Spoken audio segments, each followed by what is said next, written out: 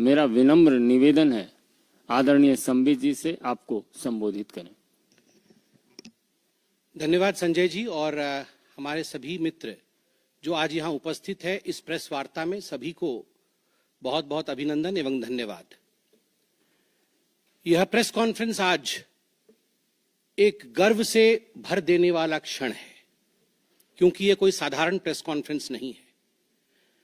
मैं बैठा जरूर भारतीय जनता पार्टी के कक्ष में हूं, हेड ऑफिस में हूं, मगर मुझे लगता है मैं केवल एक भारतीय जनता पार्टी के प्रवक्ता के नाते नहीं, केवल भारतीय जनता पार्टी के एक सांसद या कार्यकर्ता के नाते नहीं, एक भारतीय के नाते, एक इंडियन के नाते आज ये प्रेस कॉन्फ्रेंस कर रहा हूं।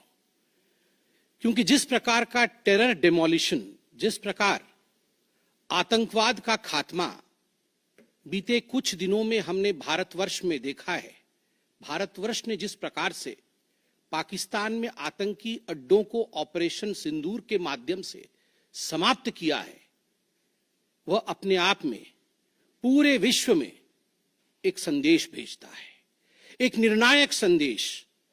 आतंकवाद के खिलाफ लड़ाई के विरोध, आतंकवाद के खिलाफ एक निर्णायक संदेश। इसलिए आज का ये प्रेस कॉन्फ्रेंस, इसको संबोधित करते हुए मुझे गर्व की अनुभूति हो रही है। अदम्य साहस का परिचय दिया है भारत की सेना ने, अदम्य साहस।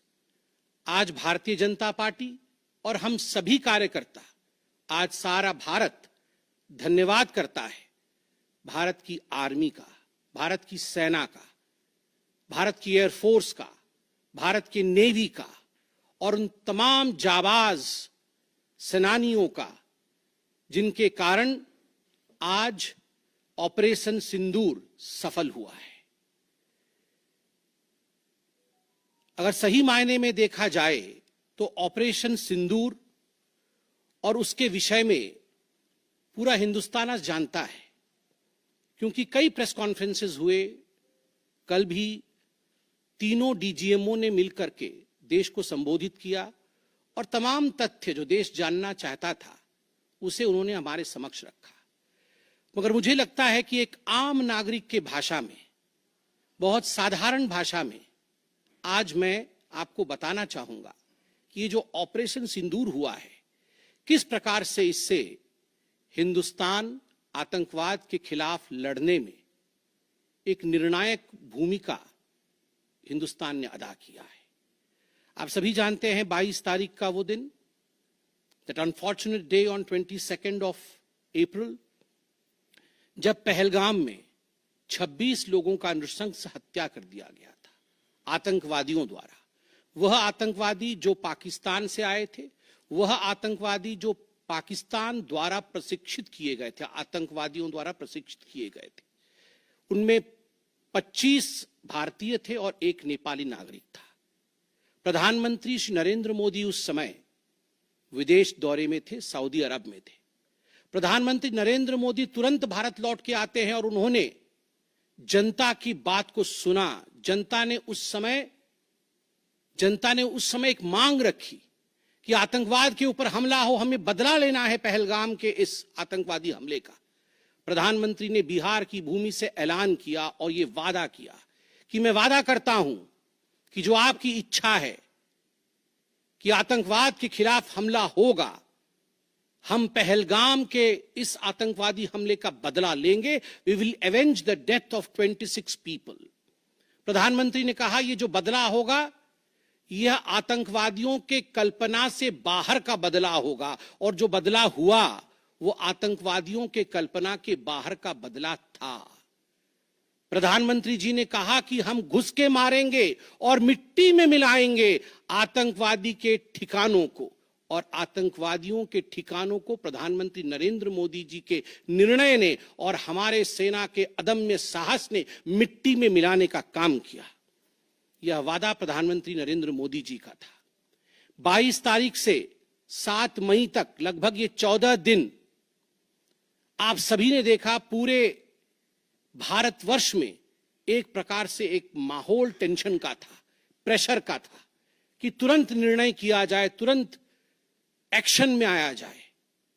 बहुत सूझबूझ के साथ, सोच समझ करके, स्ट्रैटेजी के साथ। पाकिस्तान भी जानता था कि हमला होगा, एयर स्ट्राइक पहले हो चुका था, किस प्रकार सर्जिकल स्ट्राइक पहले हो चुकी थी। पाकिस्तान पूरी तरह जानता था कि इस बार भी छोड़ा नहीं जाएगा, मगर उसके बावजूद पाकिस्तान इतना दिमाग लगाने के पश्चात वह डेट नहीं जान पाया जिस दिन यह हमला होना था। 22 तारीख से 7 तारीख के बीच में कुछ नॉन मिलिट्री एक्शंस जिन्होंने पाकिस्तान को कमजोर किया, वह प्रधानमंत्री नरेंद्र मोदी जी ने और भारत की सरकार ने लिया। ये जो ऑपरेशन सिंदूर है, इसका एक मिलिट्री पोर्शन है तो एक नॉन मिलिट्री पोर्शन भी है। और नॉन मिलिट्री पोर्शन में सबसे बड़ी बात, इंडस वाटर ट्रीटी, जो सिंधु नदी समझौता 1960 का था, उसे स्थगित किया गया, अबेयंस में रखा गया। आप सभी जानते हैं लगभग 90% पाकिस्तान जो है इसी पानी पर निर्भर करता है। लगभग 80% उनका जो कृषि है इस पानी पर निर्भर करता है।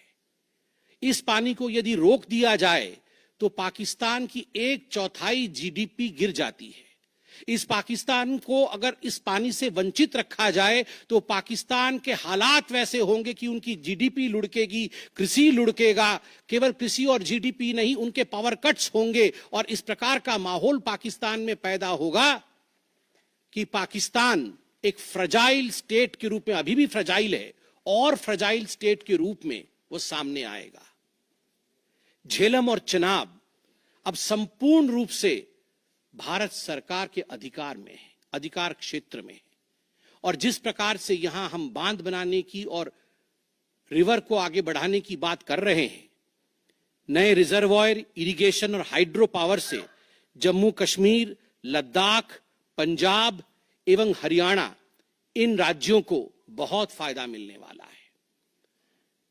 ये कहा गया कि पानी और खून एक साथ नहीं बहेगा। मित्रों, जरा सोच के देखिए, 50 वर्षों तक जो संभव नहीं हुआ था, किसी भी युद्ध में यह संभव नहीं हुआ था कि इंडस वाटर ट्रीटी को रोक दिया जाए। जो संभव नहीं हुआ था वह असंभव काम संभव हुआ इस बार। अटारी वाघा बॉर्डर को भी रोक दिया गया। दोनों देशों के बीच में कोई ट्रेड नहीं होगा और इसका खामियाजा कोई भुगतेगा तो वो पाकिस्तान की इकोनॉमी भुगतेगी। इसके साथ ही जिन लोगों के पास पाकिस्तान का वीजा था और वो हिंदुस्तान में, पाकिस्तान के नागरिक जो हिंदुस्तान के वीजा के साथ भारतवर्ष में रह रहे थे, उन सब को बाहर निकाला गया। पाकिस्तान का कोई भी आर्टिस्ट, कोई भी परफॉर्मेंस वो भारतवर्ष में नहीं हो सकता है। इस प्रकार के कड़े प्रतिबंध पाकिस्तान के ऊपर लगाए गए। माननीय प्रधानमंत्री श्री नरेंद्र मोदी जी ने लगभग 20 देशों के राष्ट्राध्यक्षों से सीधी बातचीत की। How to isolate Pakistan, how to fight against terrorism. और सबसे बड़ी बात है, तमाम देशों ने भारत का समर्थन किया। सऊदी अरब, यूएई, यूएस, आप सोचिए, इस्लामिक वर्ल्ड के बड़े देश हैं सऊदी अरब और यूएई, इन्होंने भारतवर्ष का पूर्णतः समर्थन किया। जिस समय पहलगाम का हमला हुआ था, माननीय प्रधानमंत्री सऊदी अरब में थे। सऊदी अरब के अपने दौरे को जब वो छोड़ के आए, तब उनको वहां एश्योरेंस दिया गया कि आप जाइए, हम आपके साथ खड़े हैं, वी सपोर्ट यू, हम टेरर के खिलाफ आपके साथ कंधे से कंधा मिला के लड़ेंगे। Pakistan was isolated. ये जो नॉन मिलिट्री एक्शन लिया गया, आज मैं कहना चाहता हूं कि 50 वर्षों से भी अधिक समय तक जो टूल्स कभी इस्तेमाल नहीं किए गए थे, जिस क्षेत्र में भारतवर्ष कभी नहीं गया था, वह टूल्स इस्तेमाल किए गए। और अपने आप में भारत के लिए यह बहुत बड़ी बात है। बहुत बड़ी बात है कि इंडस वाटर ट्रीटी को रोका गया। 20 से अधिक देशों का समर्थन, आतंकवाद के खिलाफ एक निर्णायक हमले की तैयारी। और 6 और 7 मई 2025 उस रात निर्णायक हमला होता है आतंकवाद के ऊपर।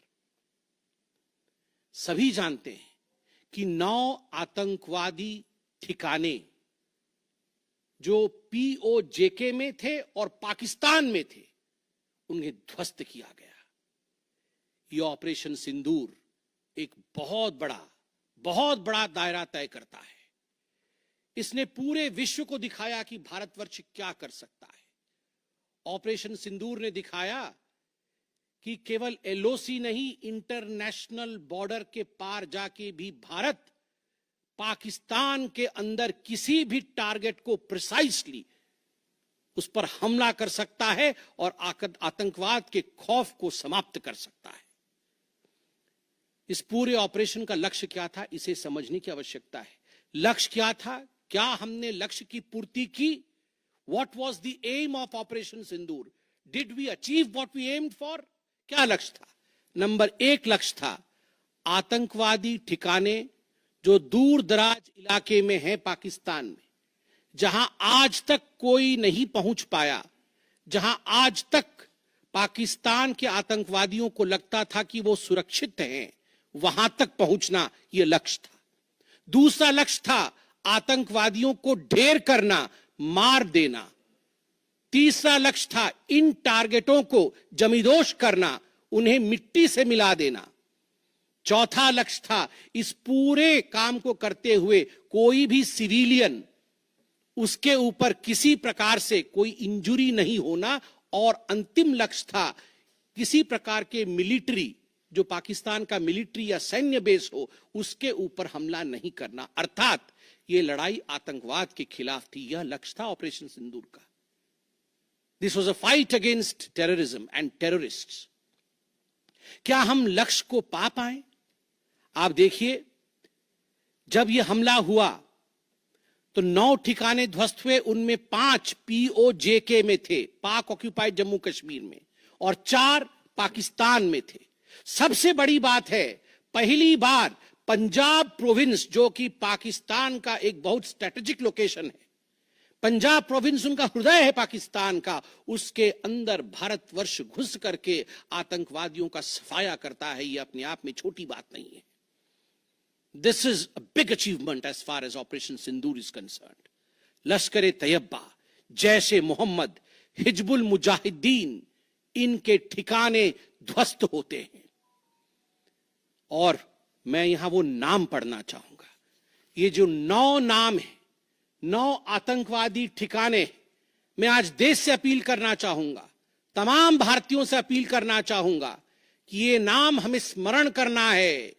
आने वाले 100 वर्षों तक हमें इन नामों को याद दिलाते रहना है, दोहराना है। जब भी आतंकवाद सर उठाए तो हमें ये चित्र दिखाने हैं कि तुम्हारा क्या हश्र किया था ऑपरेशन सिंदूर ने, भारत की सेना ने, भारत की राजनीतिक इच्छा शक्ति ने और भारतीयों ने। इसलिए मैं नाम पढ़ना चाहूंगा। सवाई नाला कैंप मुजफ्फराबाद, जो पीओजेके में है, 30 किलोमीटर दूर है एलओसी से, उसे ठिकाना लगाया गया। लश्कर-ए-तैयबा का ट्रेनिंग सेंटर था। 20 अक्टूबर 2024 सोनमर्ग में और 24 अक्टूबर 2024 गुलमर्ग में जो आतंकी हमले हुए थे, उसमें यहां से आतंकवादी आए थे। और सबसे बड़ी बात, 22 अप्रैल 2025 को जो आतंकवादी आकर पहलगाम में हमारे नागरिकों को मार के गए थे, हमारी बहनों के माथे से जिन्होंने सिंदूर पोंछने का काम किया था, उनका प्रशिक्षण भी इसी केंद्र में हुआ था, सवाई नाला कैंप मुजफ्फराबाद। सैयदाना बिलाल कैंप मुजफ्फराबाद, ये जैसे मोहम्मद का ट्रेनिंग सेंटर था, ये दूसरा कैंप जो ध्वस्त हुआ। गुलपुर कैंप कोटली, ये एलओसी से 30 किलोमीटर दूर था, लश्कर-ए-तैयबा का बेस था। और 20 अप्रैल 2023 को पुंछ में, 9 जून 2024 को जो तीर्थ यात्री को बस में हमला करके मारने का काम किया था आतंकवादी, यहां गुलपुर कैंप से आए थे जो कोटली में है, उसे ध्वस्त किया गया। बरनाला कैंप बिरगढ़, बरनाला कैंप जो 9 किलोमीटर दूर है एलओसी से, उसे समाप्त किया गया। अब्बास कैंप कोटली जो 13 किलोमीटर दूर है एलओसी से, लश्कर तैयबा का फिदाइन सेंटर है और 15 आतंकवादियों को एक साथ ट्रेन कर सकता है, उसे ध्वस्त करके गिराया गया। सरजाल कैंप सियालकोट अंतर्राष्ट्रीय सीमा से 6 किलोमीटर दूरी पर है, इंटरनेशनल बॉर्डर से। सांबा कठुआ के सामने है और मार्च 2025 में जम्मू और कश्मीर पुलिस के 4 जवान शहीद हुए थे। उनको मारने का काम इन्हीं आतंकवादियों ने किया था जो सरजाल कैंप से आए थे सियालकोट के। उस कैंप को ध्वस्त कर दिया गया। महमूना जाया कैंप सियालकोट जो कि 12 से 18 किलोमीटर इंटरनेशनल बॉर्डर से दूर है, मैं एलओसी की बात नहीं कर रहा हूं, इंटरनेशनल बॉर्डर से, और हिजबुल मुजाहिदीन का अड्डा है, बहुत बड़ा कैंप है। कठुआ और जम्मू क्षेत्र में जो भी आतंकवादी गतिविधि होती है, सियालकोट के इस मजनूमा जाया कैंप से आतंकवादी भेजे जाते हैं। भारतवर्ष ने उसे ध्वस्त किया। मरकज तैयबा मुरीद के जो कि अंतर्राष्ट्रीय सीमा से 18 से 25 किलोमीटर दूर है। 2008 के मुंबई का जो हमला हुआ था 26/11 के नाम से जिसे हम जानते हैं, उसमें जो आतंकवादी आए थे अजमल कसाब और डेविड हेडली, उनकी ट्रेनिंग मरकज तैयबा मुरीद के में हुआ था। और आज मैं फक्र के साथ कह सकता हूं, गर्व के साथ कह सकता हूं कि भारत की सेना ने, भारत की राजनीतिक इच्छा शक्ति ने और भारतीयों ने मरकज तैयबा मुरीद के को ध्वस्त किया है, समाप्त किया है। मरकज सुभान अल्लाह बहावलपुर इंटरनेशनल बॉर्डर से 100 किलोमीटर की दूरी पे है। विश्व में किसी ने ऐसा नहीं सोचा होगा, पाकिस्तान ने तो सपने में भी नहीं सोचा होगा कि भारत की सेना के पास, भारत की एयरफोर्स के पास और भारत के राजनेताओं के पास ऐसी इच्छा शक्ति होगी कि इंटरनेशनल बॉर्डर से 100 किलोमीटर दूर घुस के वो हमारे आतंकी अड्डे को ध्वस्त कर सकते हैं। मरकज सुभान अल्लाह जो कि जैशे मोहम्मद का मुख्यालय था, उस मुख्यालय को भारत की वायुसेना ने ध्वस्त किया। यह कोई छोटा विषय नहीं है। यह बहावलपुर एक ऐसा स्थान है जहां यूनाइटेड स्टेट्स, यूएस भी अपने ड्रोन नहीं भेज पाया था। उस जगह पे भारत घुस के मारता है। आज का भारत, आज का नया भारत यही है। ये नाम, जो 9 नाम मैंने पढ़े, हमें याद रखने चाहिए, मगर उन नामों के साथ मैं कुछ और भी बताना चाहता हूं। जो आतंकवादी मारे गए, एक लक्ष्य था आतंक के ठिकानों को, आतंक के अड्डों को सफाई करना, ध्वस्त कर देना। दूसरा लक्ष्य था ऑपरेशन सिंदूर का, आतंकवादियों को चुन चुन कर मारना, उन्हें मिट्टी में मिलाना। 100 से अधिक आतंकवादी मारे गए, 100 से अधिक। मैं कुछ आतंकवादियों के नाम पढ़ता हूं जिनको कि हम डिस्कस करते थे डिबेट्स में, टीवी पे, यूएन में, जिनको कि यूएस ने भी कंडेम कर रखा था। मैं नाम पढ़ रहा हूं। मुदस्सर कादियान खास उर्फ मुदस्सर उर्फ अबू जुंदाल। अबू जुंदाल नाम से हम जानते थे इस आतंकवादी को। और जो लश्कर तैयबा का आतंकवादी था, वो मरकज तैयबा का जो मुरीद के में है, उसका इंचार्ज था। जब वो मरा तो उसके गार्ड ऑफ ऑनर, उसका जो जनाजा निकला, उसमें पाकिस्तान के आर्मी के अधिकारी थे, पाकिस्तान आर्मी के चीफ थे, पंजाब सीएम मरियम नवाज भी उसमें रही। आप सोचिए, ये एक सरकारी जमीन पर हुई और तमाम बड़े लोग, सरकारी लोग पाकिस्तान के उसमें शामिल हुए, जिससे कि यह सिद्ध होता है कि terror and the sponsors of terror are hand in glove together. आतंकवादी और जो आतंकवादियों को बढ़ावा देने वाले, वो एक साथ काम करते हैं। दूसरा, हाफिज मोहम्मद जमील, ये जैशे मोहम्मद का आतंकवादी है। ये ब्रदर इन लॉ, साला था मौलाना मसूर अजहर का, और इंचार्ज था मरकज सुभान अल्लाह बहावलपुर का, वह भी मारा गया। तीसरा आतंकवादी मोहम्मद यूसुफ अजहर उर्फ उस्ताद जी उर्फ मोहम्मद सलीम उर्फ घोशी साहब, जैसे मोहम्मद का नामी आतंकवादी, और यह भी मौलाना मसूद अजहर से जुड़ा हुआ था और यह वेपन ट्रेनिंग देता था जैशे मोहम्मद का। और सबसे बड़ी बात, IC 184 के हाईजैकिंग में इसका हाथ था। IC 814 IC-814 के हाईजैकिंग में इसका हाथ था, वह भी मारा जाता है। चौथा आतंकवादी खालिद उर्फ अबू अक्स का। खालिद ये लश्कर तैयबा का आतंकवादी था, फैसलाबाद में मारा गया और वहां उसका फ्यूनरल होता है। अब मैं ये तस्वीर दिखाना चाहूंगा, आप ये तस्वीर देखिए। ये तस्वीर कोई साधारण तस्वीर नहीं है, यह तस्वीर है उन आतंकवादियों का जिनका जनाजा निकला। और इस तस्वीर में मैं दिखाना चाहूंगा कि ये जो खड़ा है सामने व्यक्ति, इस व्यक्ति का नाम है, ये LET का कमांडर है, लश्कर तैयबा का कमांडर है अब्दुल रऊफ। अब्दुल रऊफ जो खुद एक स्पेशली डेजिग्नेटेड ग्लोबल टेररिस्ट, जिसको यूएस के ट्रेजरी बेंच ने डेजिग्नेट कर रखा है, अमेरिका के ट्रेजरी बेंच ने इसे आतंकवादी घोषित कर रखा है, वह सामने खड़ा है जनाजे में। और उसके पीछे जो खड़े हैं, मैं एक एक करके नाम पढ़ता हूं। लेफ्टिनेंट जनरल फैयाज हुसैन शाह जो कि लेफ्टिनेंट जनरल है पाकिस्तान आर्मी के, मेजर जनरल राव इमरान सरताज जो कि मेजर जनरल है पाकिस्तान आर्मी के, ब्रिगेडियर मोहम्मद फुरकान शब्बीर पाकिस्तान आर्मी के, डॉक्टर उस्मान अनवर IGP पंजाब, और Malik Sohaib Ahmed birth member of provincial assembly of Punjab. ये बड़े बड़े लोग, तथाकथित सरकार के बड़े बड़े लोग पाकिस्तान के आतंकवादियों के जनाजा में शामिल होने आए हैं। और जनाजे को लीड कर रहा है एक आतंकवादी, डेजिग्नेटेड आतंकवादी। और आप देखिए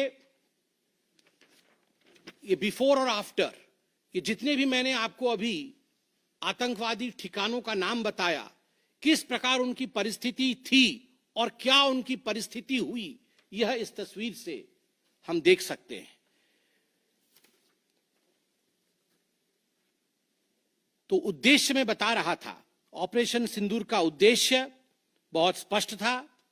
उसका उद्देश्य था आतंकवाद के ठिकाने को ध्वस्त करना, आतंकवादियों को मारना और आतंकवाद के खिलाफ एक संदेश भेजना, और उसमें हम सफल हुए।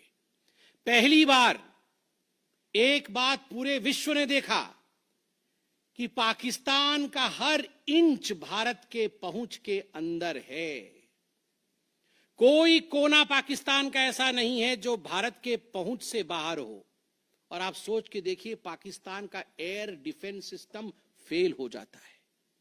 पाकिस्तान का एयर डिफेंस सिस्टम फेल हो जाता है जिस समय 6 और 7 के रात के बीच ये पूरी कार्यवाही हो रही थी। रफाल विमान द्वारा स्काल्प और हैमर मिसाइल्स के माध्यम से 23 मिनट के अंदर, 23 मिनट्स के अंदर एक विंडो था, जिस विंडो के अंदर ये 9 के 9 आतंकवादी ठिकाने उन्हें ध्वस्त कर दिए गए।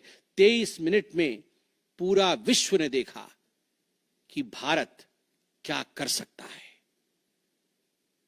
मुझे लगता है पूरे विश्व में इस प्रकार से 23 मिनट के अंदर इतने प्रेसिशन के साथ आतंकवादी ठिकानों पर हमला किसी देश ने पहले किया होगा।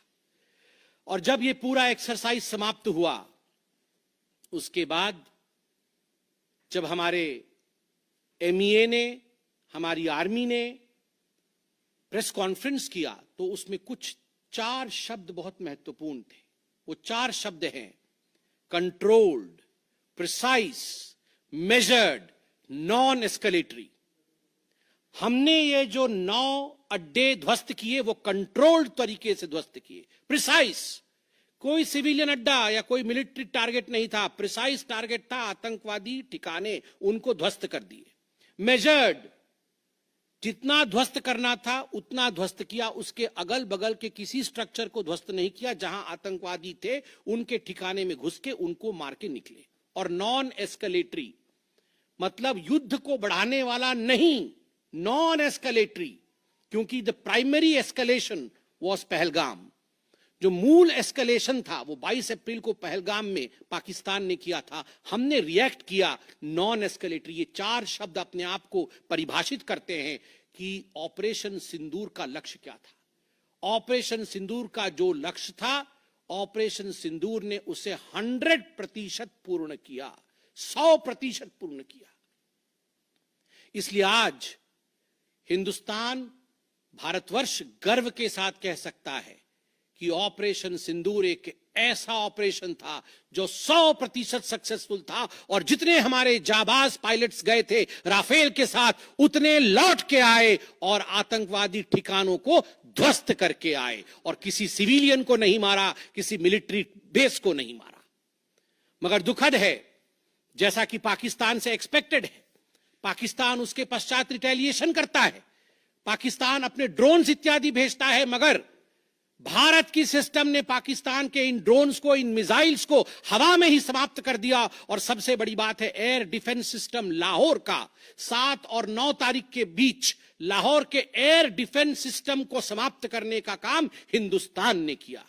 और 9 और 10 तारीख के बीच, 9 मई और 10 मई के बीच 11 एयर बेसेस को, पाकिस्तान के 11 एयर बेसेस को ध्वस्त करने का काम भारतवर्ष ने रिटेलिएशन में किया। जब पाकिस्तान ने भारतवर्ष के ऊपर एस्केलेशन किया तो भारतवर्ष ने 11 एयर बेसेस को समाप्त किया। इन एयर बेसेस के नाम भी हमें याद रखने चाहिए। तमाम भारतीयों को वो 9 नाम आतंकवादी ठिकाने याद रखने चाहिए, स्मरण होना चाहिए। और ये जो 11 एयरबेस हैं, हिंदुस्तान अपने पर आ जाए तो क्या कर सकता है अपने लोगों को बचाने के लिए। ये 11 नाम भी मैं पढ़ता हूं। नूर खान, ये नूर खान वह एयरबेस है जहां पर एयर टू एयर रीफ्यूएलिंग करने की क्षमता है। हवा में उड़ रही हो अगर आपका विमान, तो एयर टू एयर रीफ्यूएलिंग यही नूर खान से हो सकती है। जब भारत ने नूर खान को ध्वस्त किया तो जो जहाज थे पाकिस्तान के, उनके पास वो क्षमता नहीं रही कि वो हवा में अधिक समय तक युद्ध कर सके, उन्हें नीचे उतरना ही पड़ा। नूर खान, रफीकी, मुरीद, सुक्कूर, सियालकोट, पसरूर, चुनियान, सरगोदा, स्कारू, भुलारी और जकोबाबाद, ये तमाम मैं फोटोज लेके आया हूं। जकोबाबाद का ये फोटो देखिए, क्या था पहले और क्या हुआ बाद में, क्या था पहले और क्या हुआ बाद में। आप देख सकते हैं परखच्चे उड़ गए। यह है प्रिसीशन ऑफ इंडियाज अटैक। तमाम फोटो हैं यहां पे, किस प्रकार से हमने एक एक करके उनके एयर बेसेस को समाप्त किया। आप देख सकते हैं सारे एयर बेसेस के हम फोटो लेके आए हैं, जकोबाबाद से लेके बाकी तमाम। क्योंकि आपने ये सब देखा हुआ है, मैं अधिक समय नहीं लूंगा। आर्मी ने आपको दिखाया है, डीजीएमओज ने आपको दिखाया है, इसलिए मैं इसको आपको दिखा के दोबारा, I would not like to take much time, but मैं रिमाइंड करना चाहूंगा कि 11 एयर बेसेस को हमने ध्वस्त किया। और इसमें एक बड़ा विषय है, पहली बार विश्व में किसी देश ने एक न्यूक्लियर कंट्री के अंदर घुस करके उनके एयर बेसेस को समाप्त करने का काम किया। पाकिस्तान एक न्यूक्लियर कंट्री है, उसके अंदर घुस करके उनके एयर बेसेस को 20% पाकिस्तान के एयरफोर्स के इंफ्रास्ट्रक्चर को भारतवर्ष ने नाकाम कर दिया। 20% of PAF's infra was destroyed by India. Just imagine, एक न्यूक्लियर कंट्री है, उसमें घुसकर मारना, यह अपने आप में पूरे विश्व में पहला इंस्टेंस है। और भुलारी एयरबेस में 50 PAF पाकिस्तान एयरफोर्स के जवान मारे गए, जिसमें स्क्वाड्रन लीडर उस्मान यूसुफ भी मारे गए। कुल मिलाकर के 9 आतंकी ठिकाने, 11 एयरबेस, 100 से अधिक आतंकी, 50 जवान और अपनी इज्जत, यह पाकिस्तान ने खोया है। I repeat, what Pakistan has lost via operation Sindoor. 9 आतंकी ठिकाने, बड़े बड़े आतंकी ठिकाने, 11 एयरबेस, 100 से अधिक आतंकवादी, 50 से अधिक जवान और अपनी इज्जत, यह पाकिस्तान ने खोया है। यह झटका पाकिस्तान सह नहीं पाया और उनके डीजीएमओ का 10 तारीख को ही फोन आया। और उसके पश्चात मैं कहूंगा यह सीज फायर नहीं, ये एक अंडरस्टैंडिंग है। ये एक अंडरस्टैंडिंग है कि यदि भविष्य में किसी प्रकार का कोई भी आतंकी हमला होता है तो ये अंडरस्टैंडिंग तोड़ दी जाएगी। हमने करके दिखाया है। जो पहले कभी नहीं हुआ था वो हुआ है इस बार। अंदर घुस के मारा है हमने। ये एक अंडरस्टैंडिंग है। और सबसे बड़ी बात है, पाकिस्तान में उनके मौलाना, उनके मौलवियों ने पाकिस्तान का साथ नहीं दिया, मगर हिंदुस्तान की एकता देखिए, हिंदुस्तान का भाईचारा देखिए। पूरा देश एक होकर खड़ा हुआ। पूरा देश सेना के पीछे, सेना के अदम्य साहस के पीछे, हमारी राजनीतिक इच्छा शक्ति के पीछे पूरा भारत एक होकर खड़ा हुआ। और आज मैं कहना चाहता हूं कि आज पाकिस्तान पूरे विश्व में अलग थलग पड़ा है। पहले भी ऐसे वक्त थे, अनेकों प्रयास भारतवर्ष करता था। पहले हम सबूत देते थे, प्रयास करते थे डोजियर के माध्यम से पाकिस्तान को प्रूफ दे आतंकवाद का। वो डोजियर लेती थी मगर उस पर काम नहीं करती थी। मगर आज नए भारतवर्ष ने पाकिस्तान को बख्शा नहीं है। आतंकवाद के खिलाफ एक निर्णायक लड़ाई हुई है और प्रधानमंत्री जी ने स्पष्ट कहा है, वहां से यदि गोली आती है तो यहां से गोला जाएगा। इसी के साथ मैं अपने वक्तव्य को समाप्त करता हूं। कोई प्रश्न हो तो अवश्य पूछे। कमलेश जी।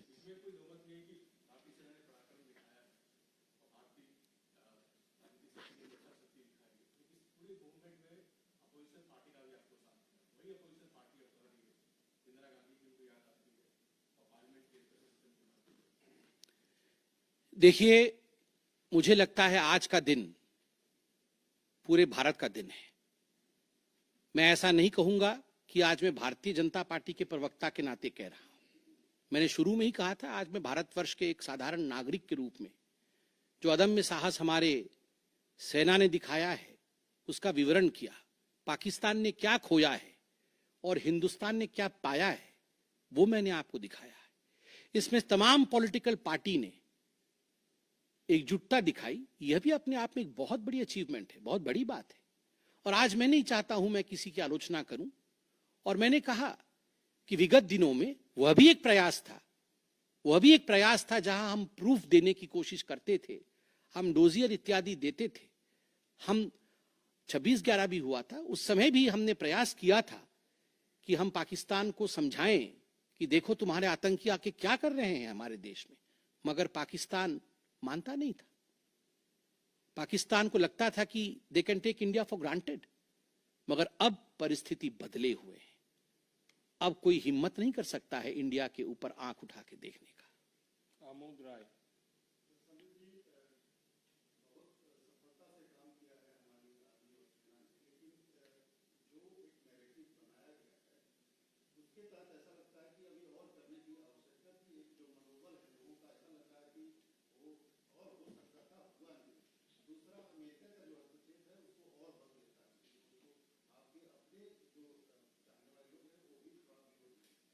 आपके दो प्रश्न हैं। पहला प्रश्न है कि बहुत सारी सफलताएं रही मगर लोगों के मन में और की इच्छा थी। दूसरा प्रश्न हस्तक्षेप को लेकर है। मैं दोनों का सटीक उत्तर दूंगा। नंबर 1, मैंने आपको इस प्रेस कॉन्फ्रेंस के माध्यम से आरंभ में ही बता दिया कि ऑपरेशन सिंदूर का लक्ष्य क्या था।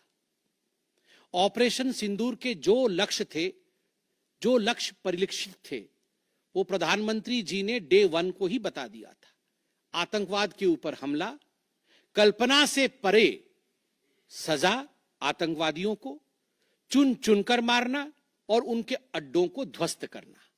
और सेना के अदम्य साहस ने यह करके दिखाया। आतंकवादी अड्डे ध्वस्त हुए, आतंकवादी मारे गए। यह हमारा परिलक्षित लक्ष्य था। हमने अपने लक्ष्य को प्राप्त किया। और जिस समय एस्केलेशन भी नहीं हुआ था उससे पहले ही हमने वो जो 4 शब्द प्रयोग किए जिसका मैंने यहां विवरण रखा कि कंट्रोल्ड था, मेजर्ड था, प्रिसाइज था, नॉन एस्केलेटरी था, तो भारतवर्ष ने अपने लक्ष्य को पहले से ही निर्धारित किया हुआ था। इसलिए आपका यह कहना कि कुछ और होना था, मुझे लगता है कि हमने जो करना था वो हमने पहले भी कहा, करके भी कहा और उसे 100% हासिल किया। Operation Sindoor was 100% successful operation. 100% सफलतापूर्वक किया गया एक मुहिम था, एक ऑपरेशन था ऑपरेशन सिंदूर। जनेंद्र,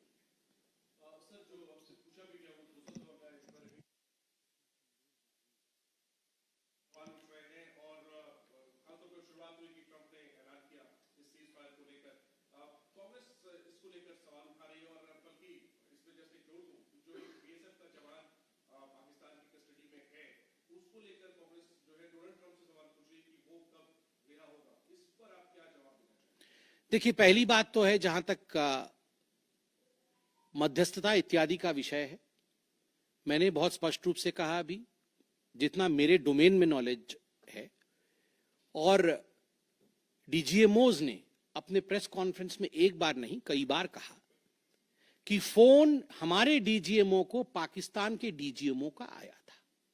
पाकिस्तान के डीजीएमओ ने कहा कि there should be some kind of stoppage, और चूंकि हमारा लक्ष्य पूर्ण हो चुका था, हम तो शुरू से ही एस्केलेशन के फेवर में नहीं थे, एस्केलेशन नहीं होना चाहिए था, नॉन एस्केलेटरी था। पाकिस्तान के डीजीएमओ ने फोन किया। दूसरे देशों का फोन, जहां तक दूसरे देशों का फोन आने का सवाल है, देखिए ऐसी परिस्थितियों में तमाम देश एक दूसरे को फोन करते हैं, सभी देश एक दूसरे को फोन करते हैं, क्या मदद कर सकते हैं, किस प्रकार से कूल डाउन हो सकता है, इस विषयों पर चर्चा होती है। भारतवर्ष यूक्रेन भी फोन करता है, भारतवर्ष रशिया भी फोन करता है, सब जगह फोन करते हैं, हर कोई एक दूसरे को फोन करता है। इसमें किसी प्रकार का मगर संशय नहीं है कि डीजीएमओ पाकिस्तान ने फोन किया भारतवर्ष के डीजीएमओ को सीज फायर डिमांड करते हुए, रिक्वेस्ट करते हुए, डिमांड नहीं रिक्वेस्ट करते हुए। और कोई प्रश्न? दृष्टि, एक मिनट सर, एक मिनट दे दो, जवाब दे दूंगा।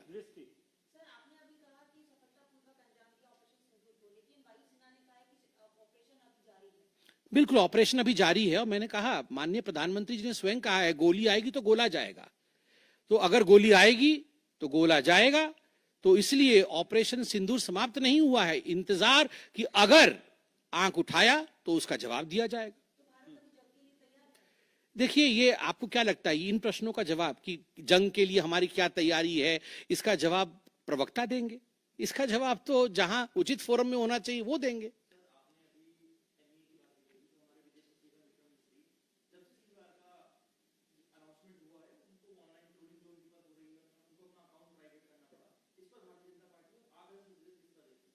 देखिए, मैं बहुत स्पष्ट रूप से बता दूं, ये आज की जो प्रेस कॉन्फ्रेंस हो रही है ऑपरेशन सिंदूर को लेकर हो रही है, उसके सफलता को लेकर हो रही है, और तमाम लोग जो ऑपरेशन सिंदूर से जुड़े हुए थे, चाहे वो सेना हो, चाहे वो हमारी राजनीतिक घटक हो, चाहे वो हमारे ब्यूरोक्रेट्स हो, उन सभी का सलाम है। उन सबको हम रेस्पेक्ट के साथ देखते हैं। और सही बात है, सोशल मीडिया एक टूल जरूर है, मगर सोशल मीडिया के आधार पर यह कह देना कि किस प्रकार से देश आगे बढ़ेगा, ये निर्णय नहीं हो सकता है। बहुत बहुत धन्यवाद।